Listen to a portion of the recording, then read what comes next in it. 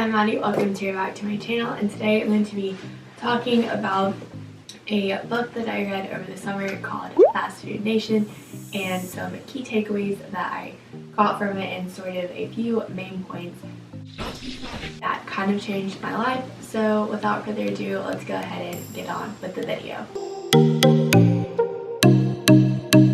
The first thing that is very obvious, I've talked about it on my channel a lot recently, and that is after I read this book, I made the decision to become vegetarian, and I have now been vegetarian for around 6 months, not quite. Maybe by the time this video is going up, it'll be a full 6 months, so half a year. And some of the things that the book talked about that led to this decision were mainly the diseases and additives that are in the meat. So there are certain levels of diseases that can be in the meat that are allowed, but the regulations and standards of this are not heavily controlled. Many corporations can get away with violating these with minimal penalties. And as far as the additives, many different chemicals are added into the meat, and they do not have to tell you on the nutrition label what those are. Like, they don't have to tell you that, so you're just literally in the dark on what you are consuming, which I found terrifying, especially some of the cases about children dying from bad meat.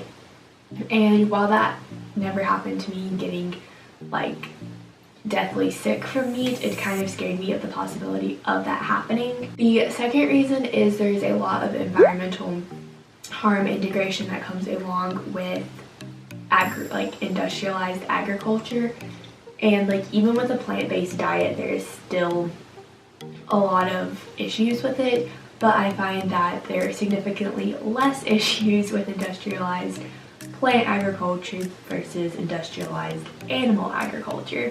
In AP Environmental Science, we learned that 77% of Earth's food comes from plants that are grown on 11% of the world's land. So think about it. Over 3/4, over 75% of our food can be grown on just 11% of our land. While with animals, they take up like 27% of our land and only provide us with like a teeny percentage of our food.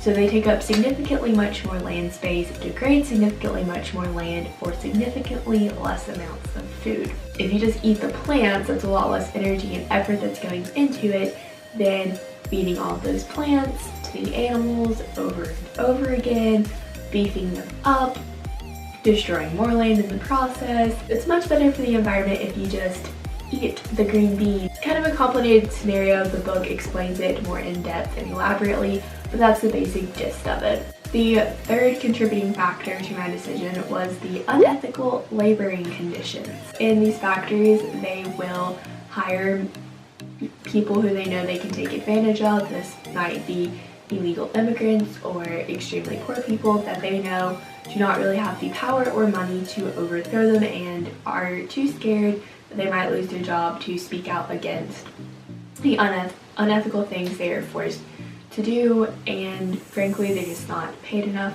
for what they do. They are treated poorly, and if they like ask off because their finger got hurt because they were in poor conditions, they could be fired for that. And the industry smuggles the injury reports to make it seem like everything's going fine when really like all their workers are dying and have missing limbs. But welcome to corrupt America. The fourth factor was animal cruelty. I know this is a really big factor for a lot of people, and it was for me as well. Frankly, the animals are just not treated from the time they are born to the time that they are slaughtered. There's nowhere in between are they treated ethically. There are a lot of local farmers who do treat the animals as ethically as possible while still raising them for slaughter. But with that being said, frankly, if you go to the grocery store, anything you buy in there has probably been treated cruelly and unethically their whole entire lives. So I did not really want to support an industry that is unethical. So moving apart from the factors that made me decide to go vegetarian, my eyes were brought to the attention of the mass amounts of political corruption in today's society. So allow me to introduce this concept to you. called subsidies and full cost pricing.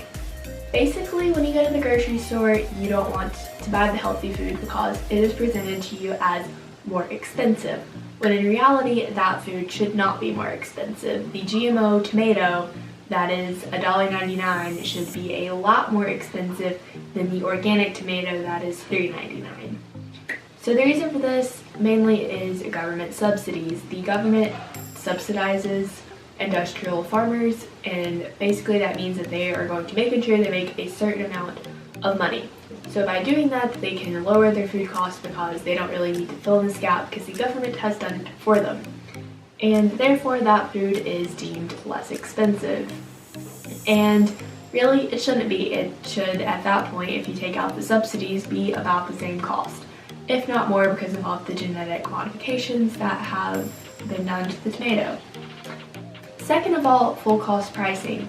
That GMO tomato was probably grown with the use of a lot of pesticides, of course the genetic engineering, a lot of things that are degrading the environment that are not factored into the cost of the tomato. It's just absorbed by the general public's health deteriorating. Whereas the organic tomato is not doing any of that. It is, it's just chilling over there, really didn't do much. So if you counted in the full cost pricing, the cost of the GMO tomato would go way up above the organic tomato. Again, a very advanced concept that I probably didn't do a super good job at explaining, and you can do your own research to learn about that more in depth. And honestly, just these industrialized agriculture businesses have so much financial power that whenever the FDA or EPA tries to bring up legislation to combat this, they have so much financial say in our government that they're able to basically bribe government officials into voting for them, because they're like, we won't fund your re-election campaign if you don't vote for us. And then the legislation doesn't get passed and we didn't get anywhere. Alright, so enough about political corruption for now. Moving into the final point I wanted to talk about, which is honestly the most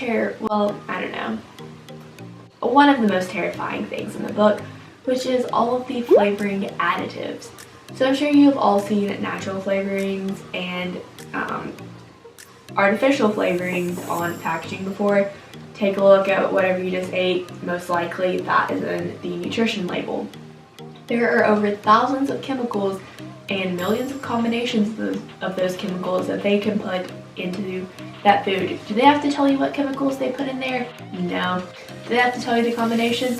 No. Do they have to tell you if there are traces of cyanide because of the combination? No. That's right, you've probably eaten cyanide and not known it because they don't have to tell you these things. Which I find extremely terrifying how unregulated that this is. You mean to tell me that my little banana flavored Laffy Taffy could have cyanide in it and they don't have to tell me? I don't know about you, but I would personally like to know if there's cyanide in the food that I'm eating. Now again, there are amounts that they're supposed to stay below, but is that regulated? Technically yes, but is it enforced? Absolutely not. Now that I have probably thoroughly scared you from eating anything that is in your pantry, I hope that you enjoyed this video. Be sure to give it a thumbs up, comment down below something you learned in today's video, and be sure that you're subscribed and have the bell turned on so you can be part of the hashtag M&M Squad. And I'll see you in the next video. Bye!